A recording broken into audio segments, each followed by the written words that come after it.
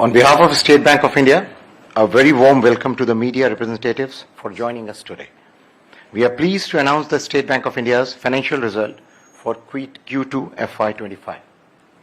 I welcome Shri C.S. Sethi, Sir, Chairman, State Bank of India, Managing Directors, Shri Ashwini Kumar Tiwari, Sir, Shri Vinay Amtonse, Sir, Shri Rana Ashutosh Kumar Singh, Sir, Deputy Managing Director, Finance, Madam Saroni Narayan, other DMDs and other dignitaries to the conference. We appreciate your presence here at the conference today. We will now begin this media briefing. To do the honors, I request our Chairman, Sir, to address the media and shed light on the bank's financial performance for Q2 of FY25. Thank you. Good afternoon, ladies and gentlemen. Thank you for taking the time to join this meet today, post-announcement of Q2 FY results of the bank. The results for the second quarter of FY22 highlight continuity, consistency, and SBI's significant long-term strengths. So, at the outset, I would like to thank all our stakeholders for their support and helping us in creating sustainable value not only for the bank, but also for the economy as a whole. Over the years, SBI has remained focused on strengthening the key components that contribute to this sustainable value. We have prioritized our liability franchise, refined our processes, continued to improve our underwriting standards, and aim to deliver value to all stakeholders while positioning ourselves as a reliable financial services brand. I will first start with a brief description of the present global and domestic economic scenario and then discuss bank's performance. Global growth is expected to remain stable, though somewhat underwhelming, with the cementing of growth in the largest economy of the US being a silver line. The recent US election results could lead to lower taxes, favorable regulations along with tighter labor markets. They also present an opportunity for the Indian economy to further strengthen the domestic manufacturing base while closely aligning with strategic allies. Further, any positive development on the geopolitical situation in areas of conflict could lead to easing of commodity prices. On the other hand, the EU bloc appears still shrouded in uncertainties. The global growth forecast by IMF for 2025 remains at 3.2%, with India remaining the fastest growing large economy. In domestic economy, India's GDP registered a growth of 6.7% in Q1 FY25, driven by private consumption and investment. Looking ahead, agriculture sector is expected to perform well on the back of above normal rainfall and robust reservoir levels, while manufacturing and services activities remain steady. On the demand side, healthy kharif sowing coupled with sustained momentum in consumer spending in the festival season augur well for private consumption. The average inflation for FY25 is expected to be 4.5% according to RBI estimates. Latest numbers show that scheduled commercial banks' deposit growth has now surpassed credit growth. Deposit credit differential has now turned positive, which was last seen in April 2022. We expect scheduled commercial bank deposits will grow 11 to 12% and credit by 12 to 13% in FY25. RBI has ensured that system liquidity remains comfortable by conducting two-way market operations. As far as our bank's results is concerned, we have once again delivered a good set of numbers. At the end of Q2 FY25, our credit growth was 14.93% year-on-year. Deposit growth was 9.13% year-on-year, while the CD ratio domestic is at around 67.87%. Importantly, our slippage ratio was 0.51%, with retail slippage ratio at 0.31%. Credit cost was 0.38% and PCR is all-time high of 75.66%. The profit for the current quarter is 18,331 crores, up almost by 28% year-on-year. As far as in the part of business growth, I would like to make a special mention of the deposit growth, which we've been very seriously pursuing At the end of Q2 FY25, deposits have crossed a milestone of 50 trillion rupees. I think this is a milestone which we crossed, and we stand at 51.17 trillion. We serve more than 50 crore customers. We are humbled to serve 1 out of every 3 Indians, but I take pride in saying that SBI in some manner touch every Indian family. The total deposits have grown by 9.13% year-on-year to 51.17 trillion. Term deposits have grown by 12.51% in year-on-year. Our current account deposits have grown by 10.05% year-on-year. And CASA remain at, grown by 4.24%, and we have maintained CASA ratio at more than 40%. So this is a good deposit story in our view. As far as credit growth is concerned, I am pleased to advise that the credit growth continues to be robust across all segments. Our domestic advances have grown by 15.55% year-on-year, driven by 18.35% growth in corporate, 17% in agriculture, and another 17% in SME, and 12.32% in retail segments. Our foreign offices advances have grown by 11.56% year-on-year in rupee terms. As regards asset quality, slippage ratio, as I mentioned earlier, is 0.51%, while the credit cost for Q2 FY25 stood at 0.38%. The net NPA ratio improved by 11 basis points year-on-year, stands at 0.53%. We have a well-provided NPA book, as mentioned earlier, with a PCR of 75.66%. These indicators of asset quality highlight the robust quality of our loan portfolio. As far as liquidity is concerned, our liquidity position is comfortable, with the liquidity coverage ratio being about 129% as on 30th September, while the domestic CD ratio was at 67.87%, indicating a significant potential to grow our credit portfolio. The bank remains well capitalized, and we have sufficient headroom to take care of business growth requirements. Our capital adequacy ratio is at 13.76% without considering plowback of profits, and is well above the regulatory requirement. And if we include the profits for H1 FY25, our CAR would be at 14.79%.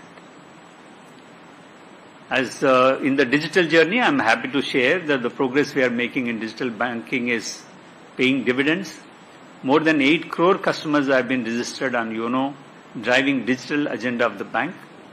61% of regular saving bank accounts are opened through YONO in Q2 FY25. Our subsidiaries are also consistently performing well and continue to create significant value for all the stakeholders. We will nurture these subsidiaries and maintain leadership position in the respective businesses. We are glad to report that the bank continues to report ROA and ROE greater than 1% and 20% respectively at the end of half year FY 2025. While we are glad about the outcomes in Q2 FY25, we are also mindful of areas for further improvement. On the liability side, we continue to focus on increasing our share in current account while maintaining our leadership position in savings bank deposits by further strengthening our customer outreach and branch network. Although our bank's cost base is substantial, it highlights our commitment to compliance and establishment expenses. From this strong position, our goal is to be consistently achieve ROE over 15% throughout business cycles. To conclude, I want to thank you all once again for your support and being there here. The bank, while pursuing its own progress, contributes to the progress and growth of the economy. We remain committed to rewarding our stakeholders' trust in us with superior sustainable returns over the long term. My team and I are now open to taking a few questions. Thank you. Thank you very much, sir. Now we move to the media question and answer. To ensure seamless flow of the session, we will be calling names from here. We request you to please restrict yourself to 2 questions, focused on the results only. If time remaining, we may repeat this cycle. So we may start with Mr. Ankur Mishra from ET Now, please. First of all, congratulations for the quarter. You have posted the highest net profit as far as all the companies are concerned. So on that front, although the bottom line looks better, but if we see the details of it, the interest expense per se has increased considerably, around 16%. So I want to know, is there any impact in margins per se which you expect in the next 2 quarters or later down the line? And apart from that, I also want to know about the deposits. You have garnered good amount this time, as you mentioned.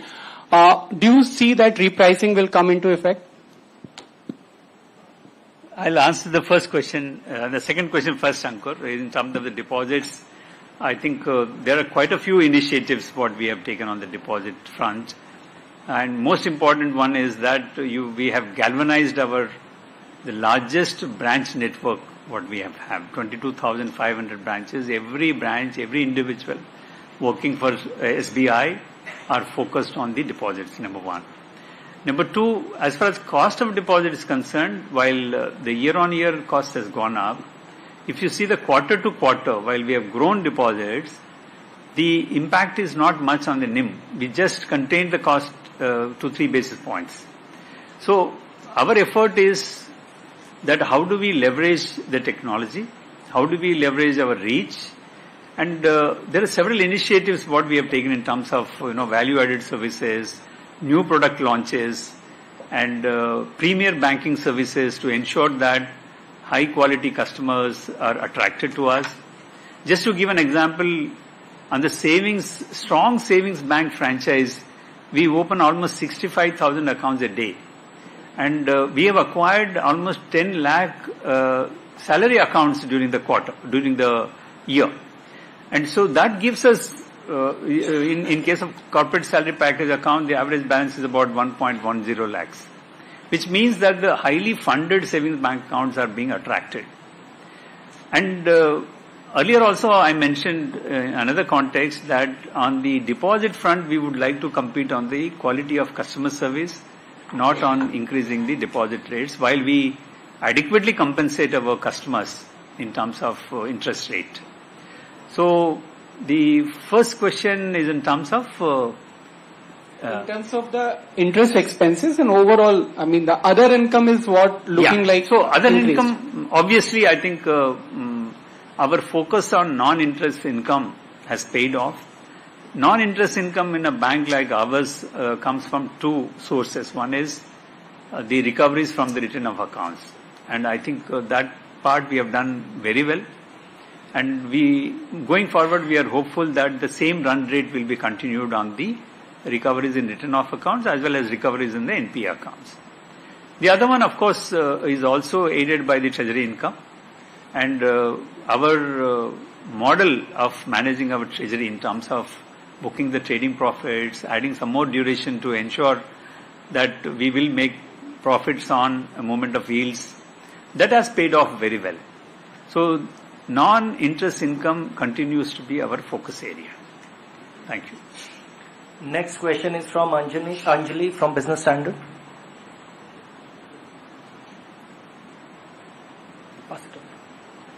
Sorry, next question we'll take it from Piyush from Hindu Business Line. Good afternoon. Sir, what is the update on, is there a plan for you to offload stake in Yes Bank in H2? You have also reduced some stake in Jio Payments Bank. Would you continue to moderate that stake? And if I could add just one thing, provisions NPAs are lower, slippage rate is lower, but provisions have slightly increased by 1,000 odd crores Q1Q. So why higher provisions? Thanks. So the higher provisions are essentially aging provisions when the account becomes substandard and moved to D1 or D2. So these provisions are essentially coming from the aging part. As far as 2 entities, what you mentioned, I think I know as much as you know in the newspapers. So nothing much is progressing on that, and I have nothing more to add there.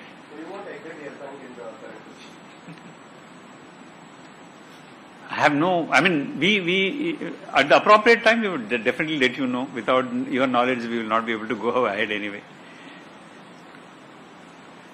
Next question is from Shipra from The Informist. Hi, sir.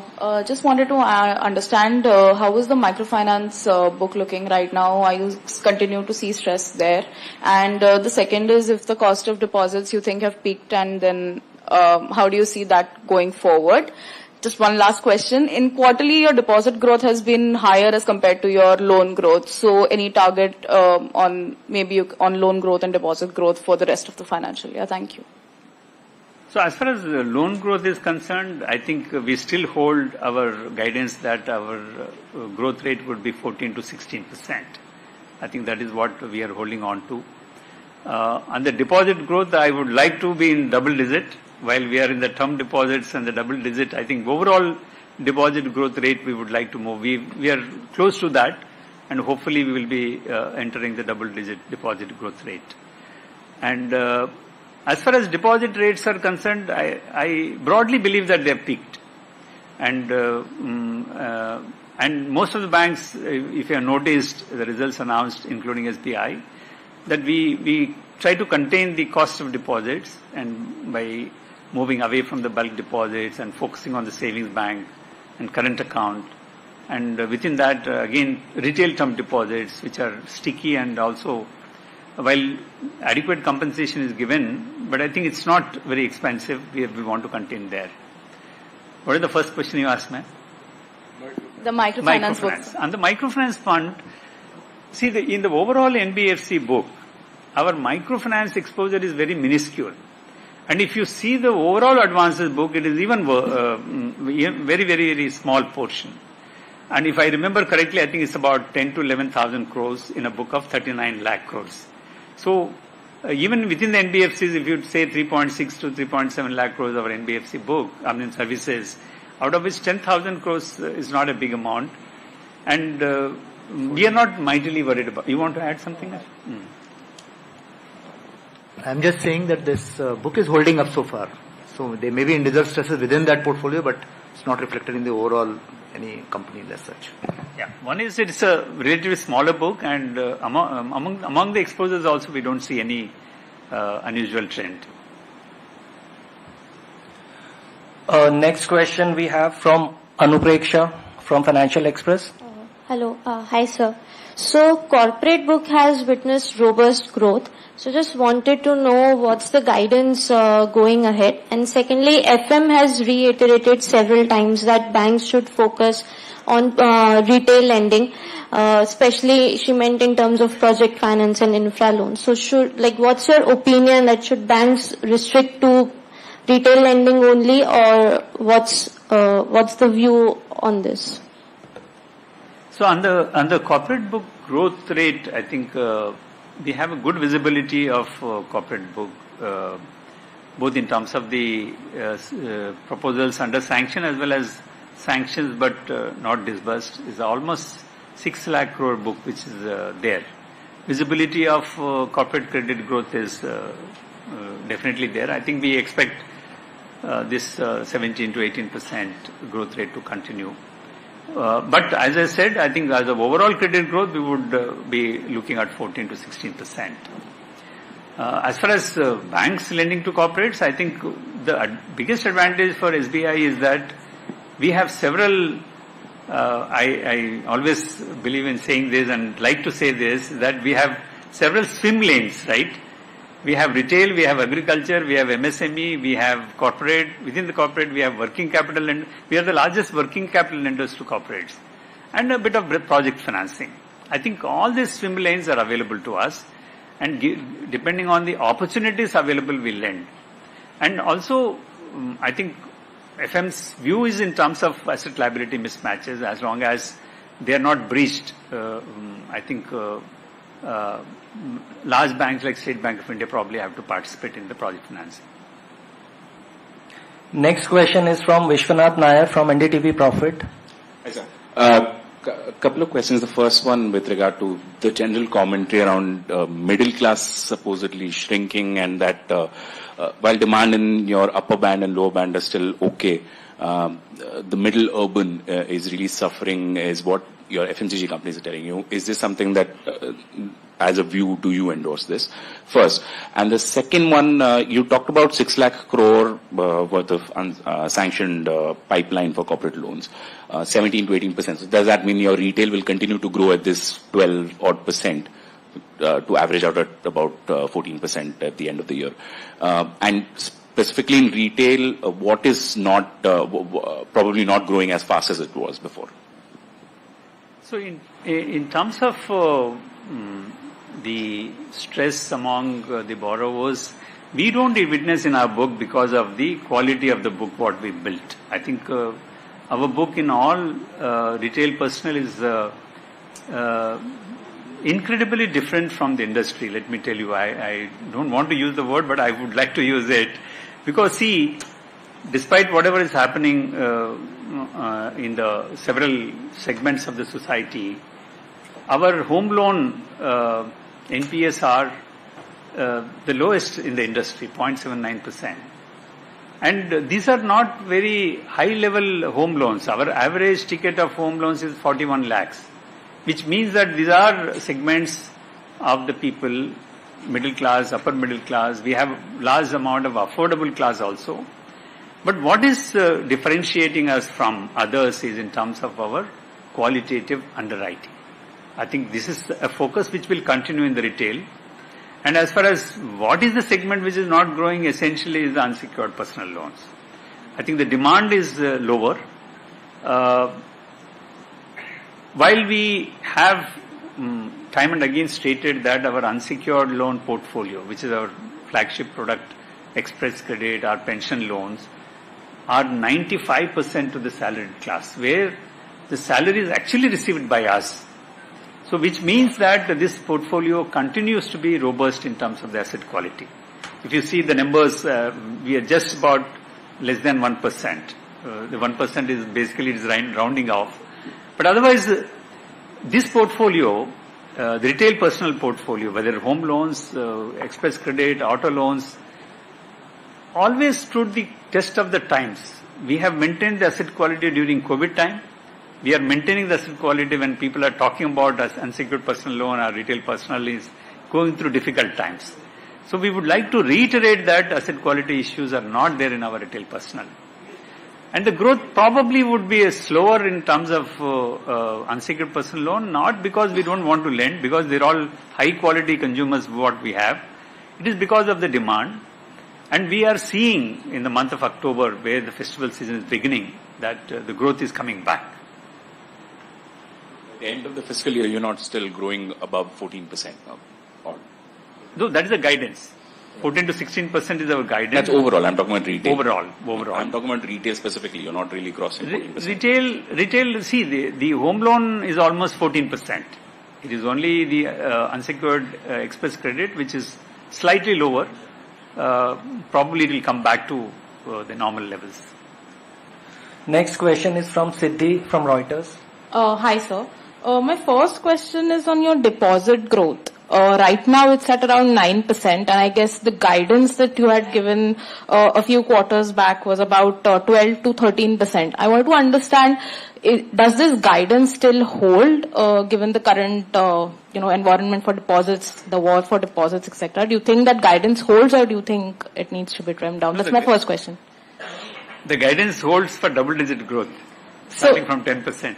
So 12 to 13, is that achievable right now at this stage? We are endeavoring towards that 12 to 13%, but I think it will probably will not be able to reach in FY25. The effort is to have at least 10 to 11% deposit. And also you must understand, while we have given the guidance in a different context, the base is tremendous in terms of SBI, and a 10% growth on 51 lakhs is about 5 lakh growth. The effort and the intensity of efforts on the deposit mobilization gives me confidence that we will definitely will be in the double digit, if not on 13%. Okay. So any guidance on the NIM front as well? We've seen some contraction, both YOY and QOQ.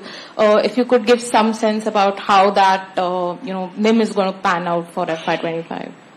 I think broadly the compression is contained. If you see the quarter to quarter is just about 4 basis points. And we think that it is more or less stabilized for 2 reasons. One is the deposit rates are also peaked, and our focus on the CASA paid off. We have witnessed good growth in the current accounts, and we have had 2 increases in MCLRs, which were effected sometime during September, right? So which will give the yield uptick sometime during this half year. So that gives confidence that I think we will be holding up the NIM. Not a very significant movement there. Next question is from Ekta of Z Business. Good afternoon sir अभी हमने speech की शुरुआत में सुना कि US में elections के results का आप असर ब्याज दरों पर भी देख रहे हैं, तो एक कंज्यूमर कब तक एक्सपेक्ट कर सकता है कि लोन लेना सस्ता होगा और एफडी पर भी जो आप ब्याज दे रहे हैं क्या उसे भी कब तक हम कम होता देख सकते हैं? और दूसरा ये कि हम डिपॉजिट्स में ग्रोथ देख रहे हैं और आप बार-बार इस पे एनहांस कर रहे हैं कि कस्टमर सर्विस की वजह से ही आपने इसमें बहुत बड़ी ग्रोथ देखी है. किस तरह का आपने बदलाव किया है इस कस्टमर सर्विस में जो आपने ये ग्रोथ देखी है डिपॉजिट्स में?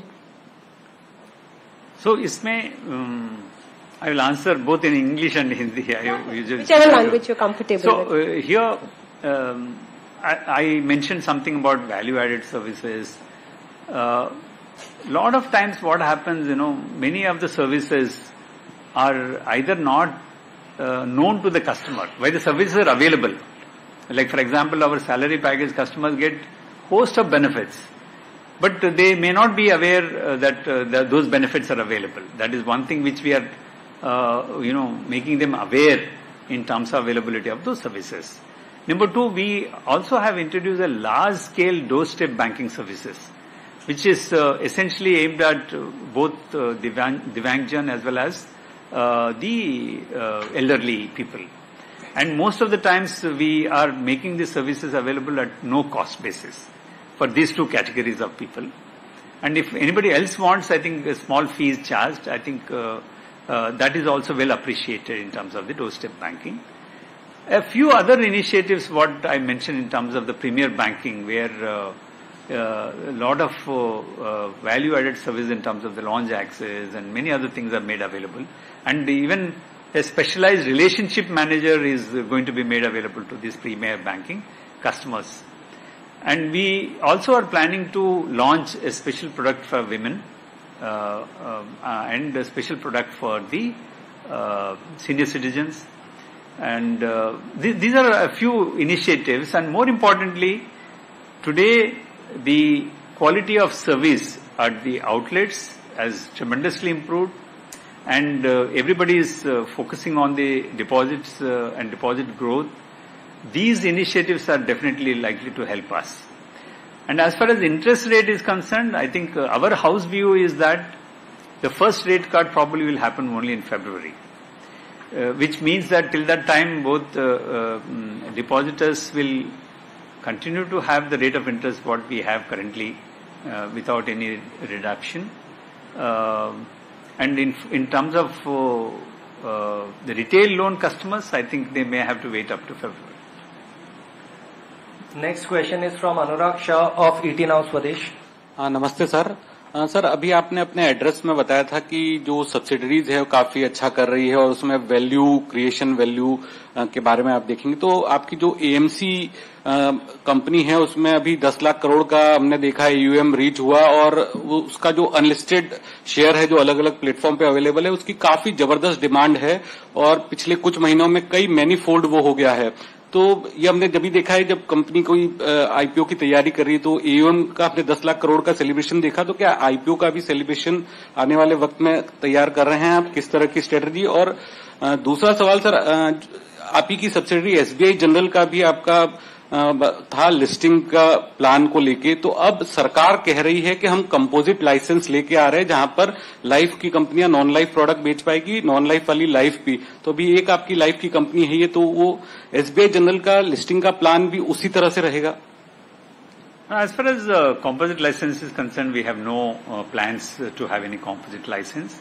We believe that we have two strong entities in operating in two specific areas of life insurance and general insurance.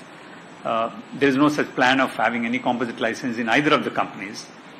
As far as listing is concerned, I think earlier also we stated that the objective of any divestment or listing is based on the needs of the capital of the subsidiaries.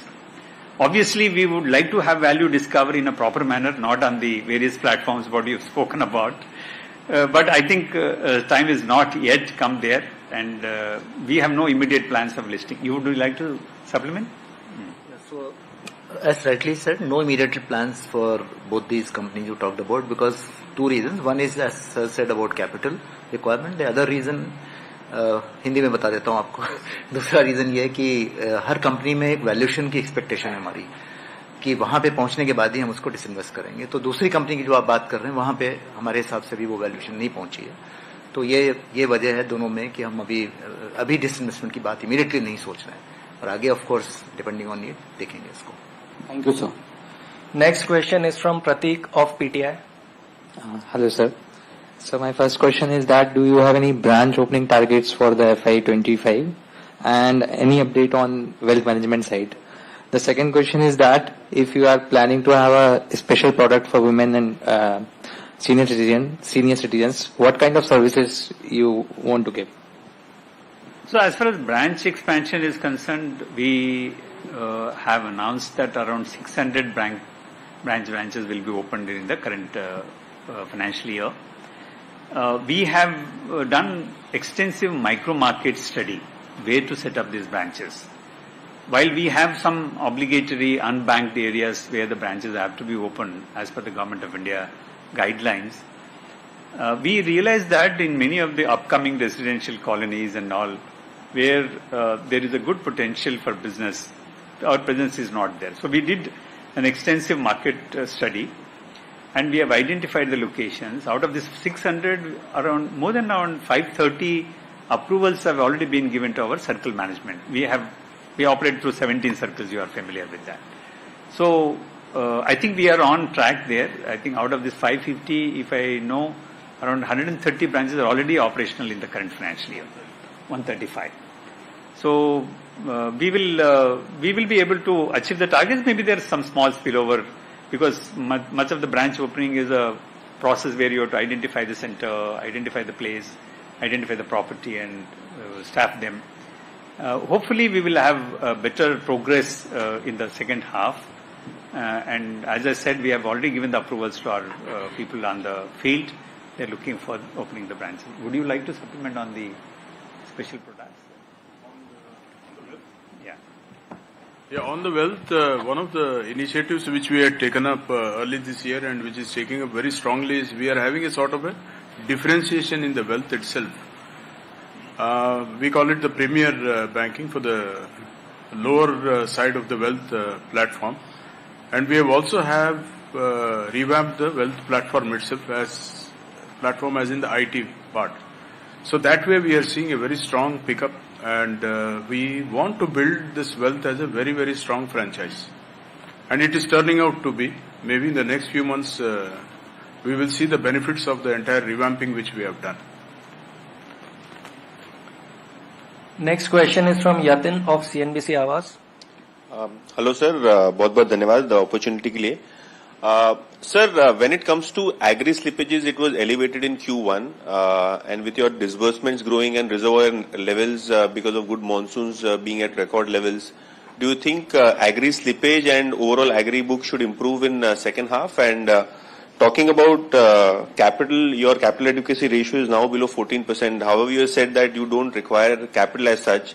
But do you think in the next 2 to 4 quarters you could access the equity markets for capital raise? Is there a possibility to boost your capital adequacy ratio? Because you have been talking about double-digit advances growth and your corporate book also looks quite strong. So these two questions. So on the capital adequacy front, as I mentioned, I think current CRAR allows us almost 6 trillion credit growth can be supported. And if you add back the profits, which we don't do now, we can even support by the end of the year about 10 trillion credit growth, which means that the capital ratio or capital adequacy is not a constraint for growth. But having said that, if there is a requirement of improving our common equity or this thing, we will definitely examine. At this juncture, there is nothing on the cards. No timeline is defined on that. As far as agriculture slippages, I believe that both in terms of see, in the first 2 quarters, what we noticed, particularly in the second quarter, which is the Kharif season, we could have had a better performance while we had a good performance in the disbursements. We found that the high rainfall in certain areas, flooding and all, has impacted the recovery efforts, and much of the recovery in agriculture is about renewing the crop loan. That could not be done in Kharif. As you mentioned, the reservoir levels which will support the Rabi growth, we see that the slippages probably would be contained and the upgrades will be significantly higher. If I may just add one point there, particularly on the agriculture, the slippages from Q2 over Q1, we have seen a 40% reduction. So I think that itself shows that things are picking up. Thank you, sir. And we are even better in the Q3, whatever we have seen. Next question is from Shayan of Mint. Hi, sir. The Supreme Court ordered liquidation of Jet. Go might suffer a similar fate going with the court proceedings. Does it seem like an airline cannot be revived? And would that also, impact your decision on lending to the sector here on? The first question. Second is on gold loans. What is your outlook on gold loans? There's been a lot of discussion. I mean, the RBI has come out with some circulars. So what is your outlook on gold loans? That's the second question. So on the airlines, of course, not many airlines left now to be funded. So, but we have funded airlines based on the ownership, not necessarily on the operational parameters of the airlines. Of course, they are important for the credit underwriting point of view. So I don't think we will be taking any big bets on airline industry going forward. And the second part in terms of what is that? Gold loans. Gold loans. I think the gold loan guidelines of RBI had brought greater semblance to this industry. While the bank-led gold loans, broadly are well managed. I think there were some concerns in terms of the NBFCs led gold loan lending, and these brought a lot more clarity in terms of what actions have to be taken, what are the risk management practices which needed to be followed. In fact, we did a quick gap analysis in terms of RBI guidelines and our own internal practices. We were very happy to see that we are almost fully compliant with the guidelines proposed. So the gold loan has a good potential. We've been pursuing this gold loan using our network. Many branches in the non-conventional gold loan areas or non-traditional gold loan areas also have been showing good growth in terms of the gold loan. And I think gold loan per se provides an immediate liquidity to the people who want it. If it is managed well, it's a very good product. I think that's our view. Next question is from Gopika of Mint. So the SMA1 accounts have seen a spike this quarter compared to the last quarter. Where is this stress that you're seeing? Also, secondly, on co-lending, what is SBI's outlook or strategy? Would you look at growing this book? And thirdly, I know your predecessor was, goal was, 1 trillion profit Are there some 3 to 5 focus areas for you under your tenure? SMA1, there's a temporary blip. I think we have given the note also. There's one account which was in SMA1 category which has been pulled back. I don't think there is any concern in terms of SMAs there, whether it is in corporate or in other books. As far as co-lending is concerned, we believe that co-lending is a good platform, but we would like to use co-lending mainly for the PSL purposes. We have never used co-lending model for non-PSL. We will continue to do that. I think wherever and whichever partnership gives us access to the PSL, we will pursue that. And we also believe that the co-lending, especially when you are doing in PSL, very small value loans, has to be a platform-based approach. If we have gone slow on co-lending only because we took some time to put the platform in place. Today we have the technology platform in place, and we have partnerships in place, and we also have agreed upon certain parameters. We know that, we can't simply ask the bank parameters to be adopted by them. So all those areas have been sorted out now, and I think there is a good potential to increase this co-lending activity within the bank. The third point which you mentioned, 1 trillion net profit is, of course, is our dream. It is not about 1 trillion profit. We would like to be the first company to achieve 1 trillion profit in the country. And we will definitely pursue that objective. And the first stage is, of course, 1 trillion operating profit. Without being, forward-looking or forward guidance, I think we strongly believe that we have the potential to reach there. Timeline is something which we need to look at. The first priority is to reach 1 trillion operating profit. I think we are almost there, right? 93,000 crores. So I think that's achievable. Next question is from Lalitendu Mishra of Hindu. Hi, sir. To supplement Sayan's question, what is your view about the Supreme Court judgment on the Jet Airways case, and how much money the bankers are likely to get from the liquidation of this airline? And my second question is, what do you attribute the 28% profit growth this quarter? Thank you. On the Jet Airways, I don't think there is any view to be given. I think the Supreme Court has been categorical in terms of this case, and very clear direction to the lenders, COC, and the NCLT. I think there's nothing much we need to really talk about.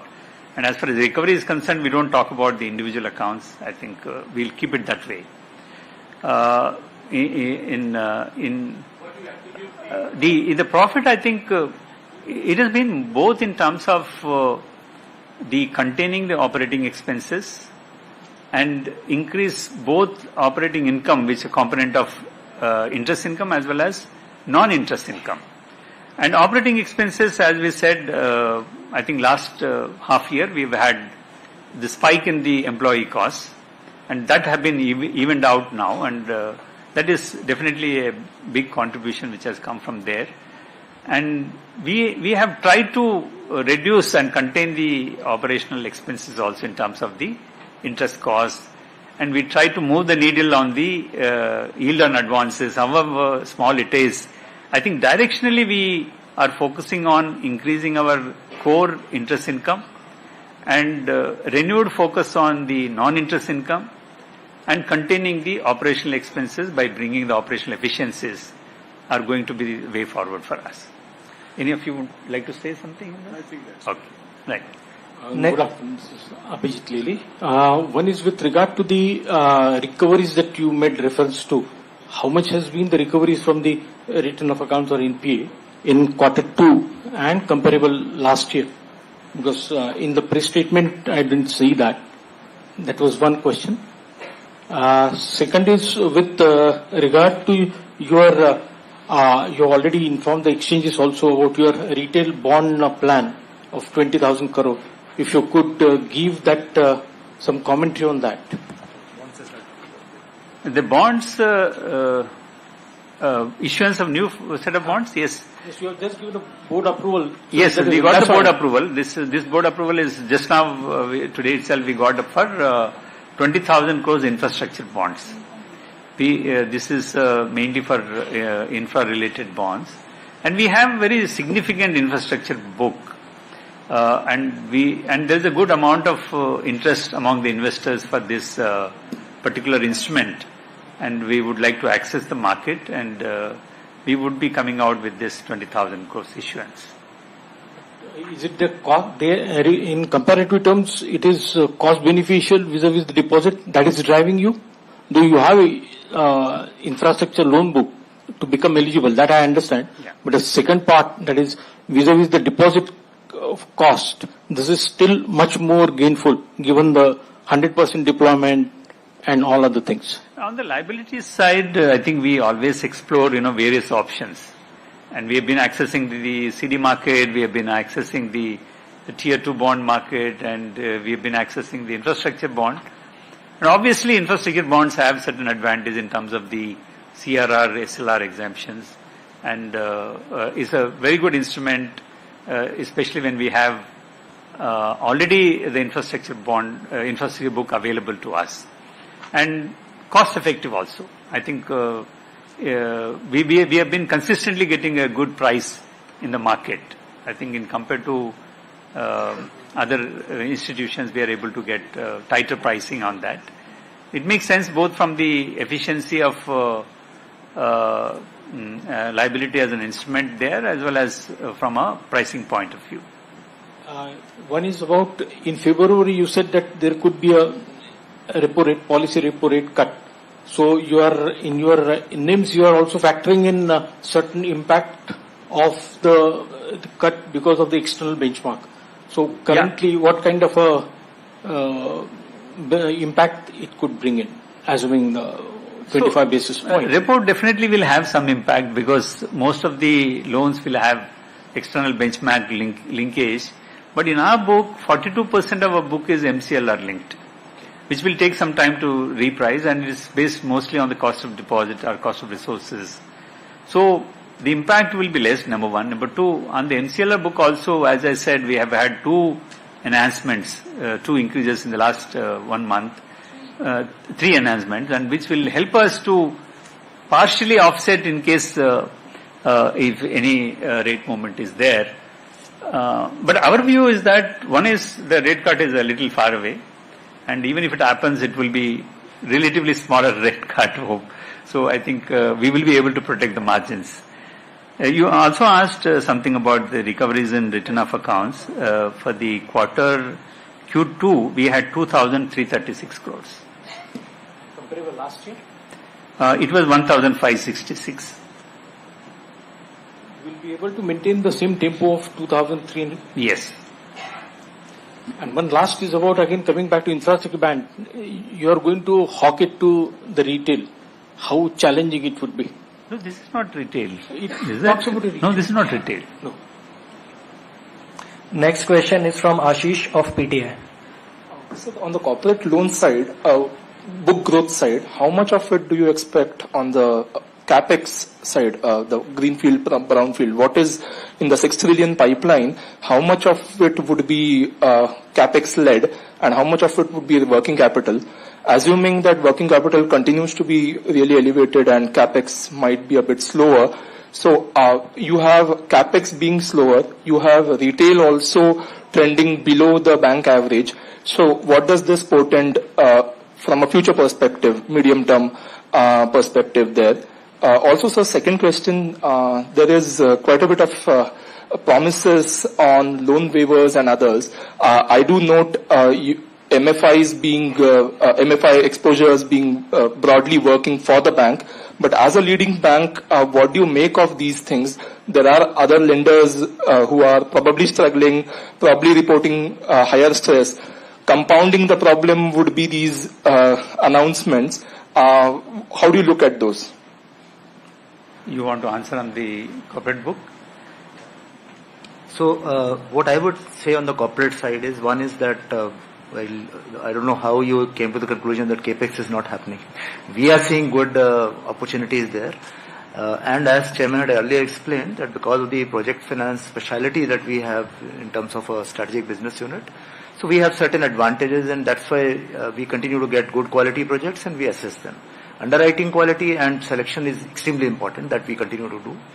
So therefore, we see a lot of opportunities in capex as well as opex, because if capex happens, the opex or working capital will follow in most projects. That's as far as the corporate side is concerned. So, other ones on the retail side, I think I would like to correct that while we have had 12.3% growth in the retail side, we are witnessing a renewed retail growth as we speak, which means that the average growth which we are projecting for 14 to 16 would definitely happen in the retail also. So I think it's not going to be a constraint on that. As far as loan waivers is concerned, we don't see much of an impact there.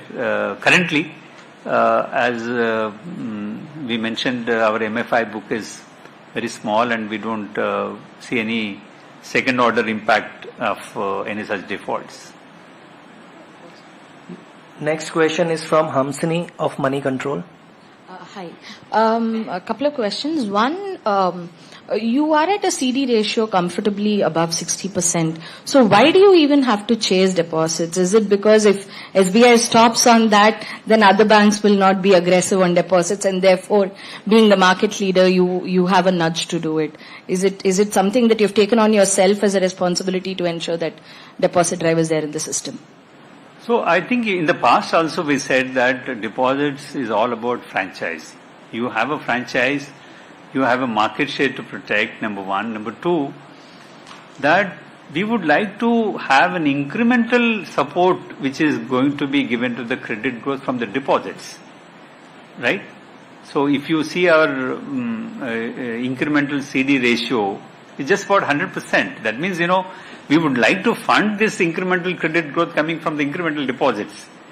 So that is one. And number two, we have 50 crore customers and we do not want to say that we don't want to take deposits. I just want to take back 3 years ago when the COVID was there. The whole banking system was not taking up the deposits. But SBI continued to accept the deposits. So, and we found ways of deploying that money also. We did rupee dollar swaps and, encouraged our foreign officers where they were borrowing from the market to replace this borrowing with the rupee dollar swaps. So, our effort is in terms of maintaining our market lead, number one. Number two is that the deposits as a primary liability franchise need to be continued.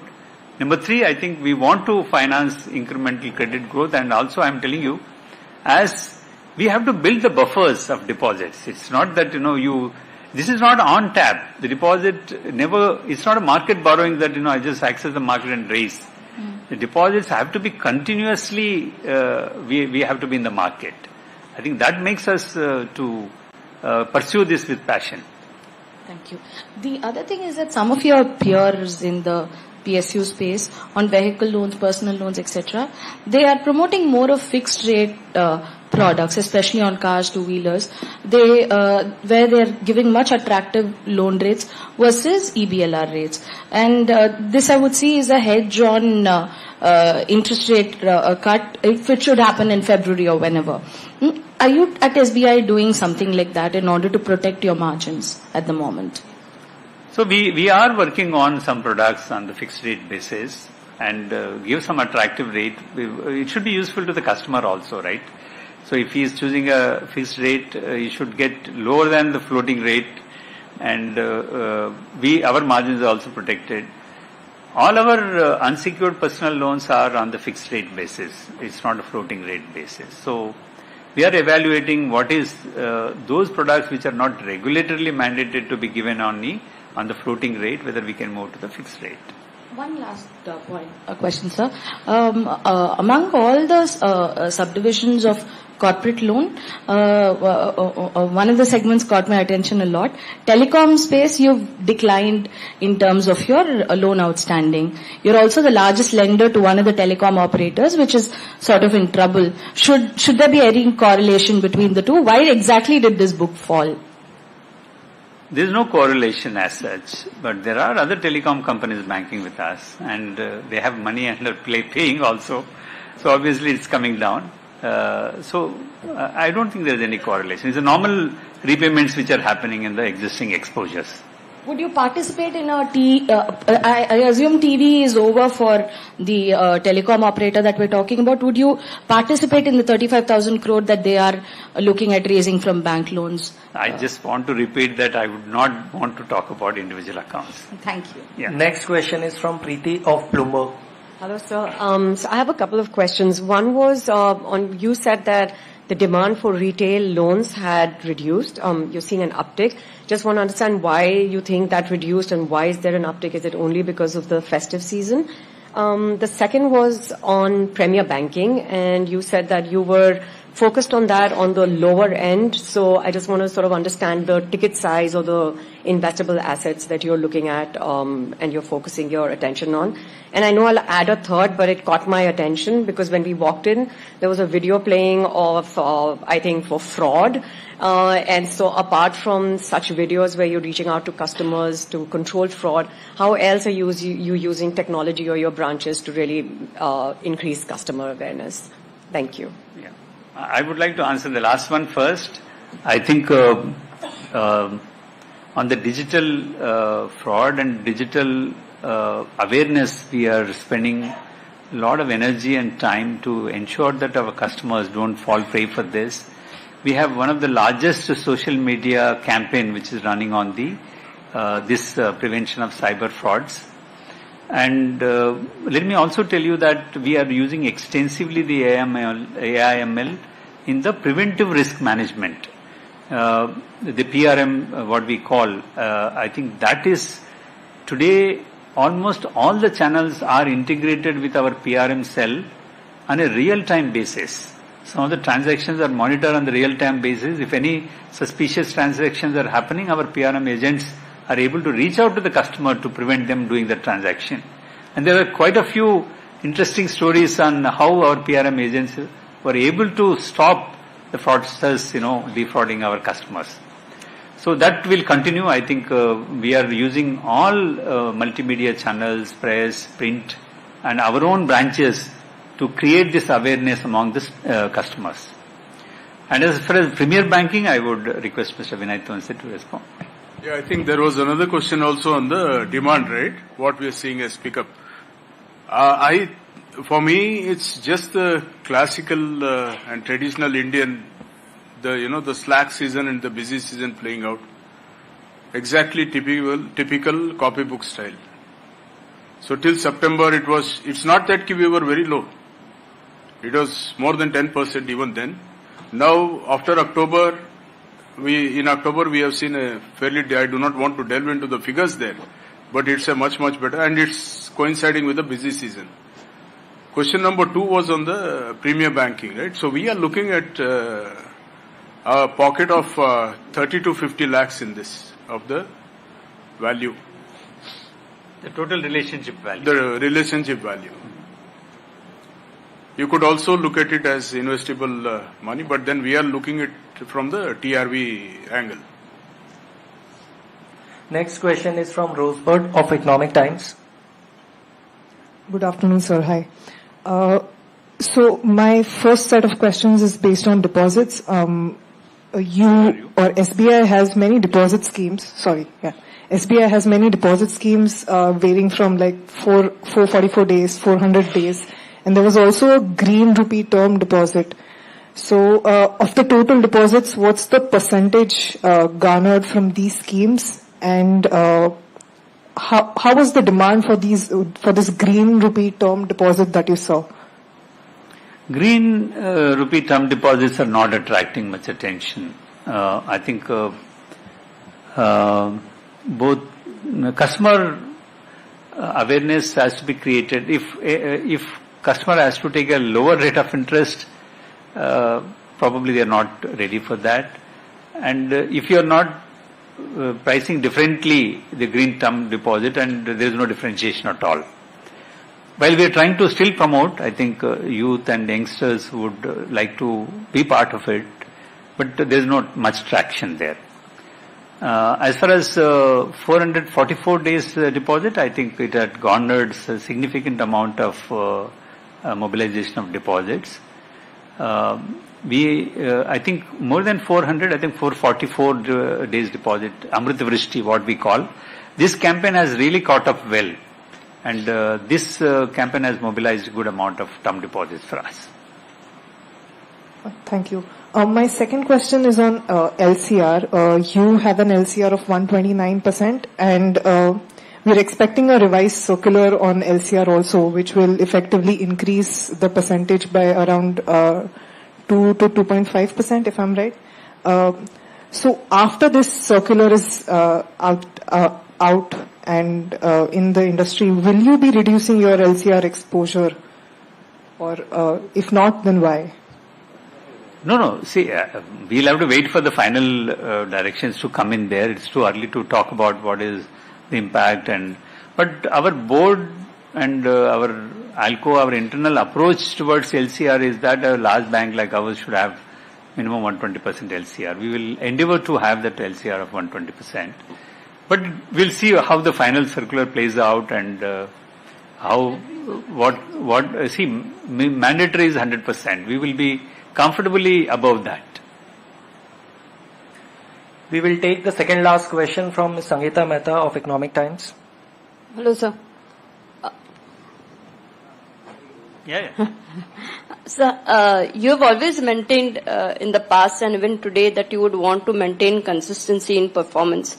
And today's results is also a stellar performance. I think yours is the highest quarterly profit among the listed companies. So would you be able to maintain 28% growth coming quarters? So our endeavor, it's not about 28% growth. I think the growth would be lesser based on the base impact.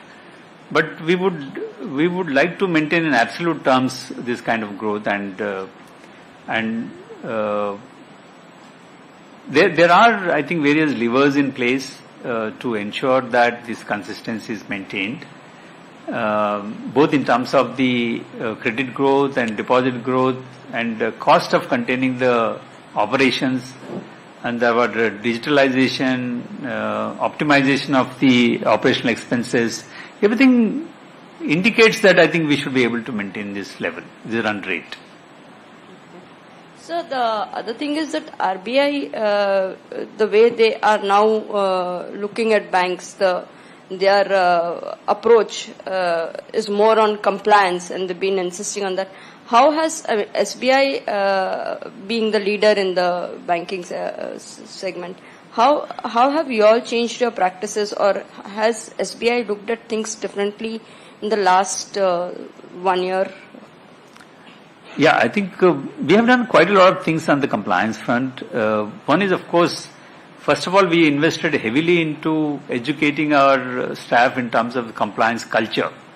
I think tone at the top, compliance culture have been drilled down to the field level, number one. Number two, probably we will be the largest bank in the country, largest vertical on the compliance which we have created, right up to the regional office level.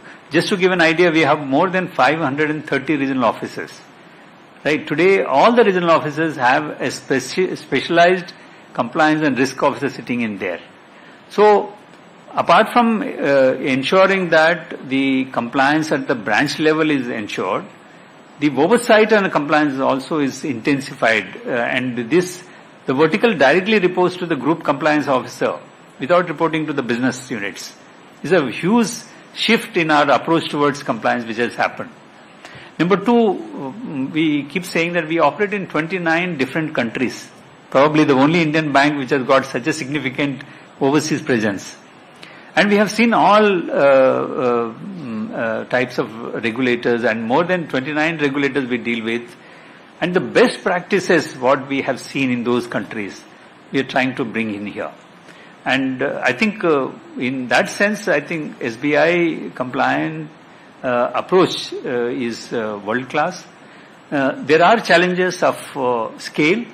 We are trying to address by adopting a large scale technology in terms of both on the reg tech, in terms of reporting, and also in terms of the getting any activity which is done by our people, getting it first time right, so that the compliance issues don't come into picture. We will take the last question from Mr. Mayur Shetty of Times of India. Thank you, sir. You said that rates have peaked and you're expecting a rate cut in February. So, and you also have a very large investment book. So when do you see an opportunity to book treasury profits? And secondly, have you all taken any decision on the stake in the Jio Payments Bank? Jio Payments Bank, we have not taken stake, call it on that. As far as the treasury is concerned, we have trading profits. We started making trading profits, if that is what we are looking at. See, our treasury gains this quarter included both trading profits as well as MTM gains. So, is that what you are asking or anything else? Yes, future rate cut also, I think our treasury is definitely working in terms of how do we build the book. In fact, we are acquiring duration to just take advantage of any such ill moment. Yeah, thank you very much. You want to add? Once again. Mayur, I think that has been answered adequately.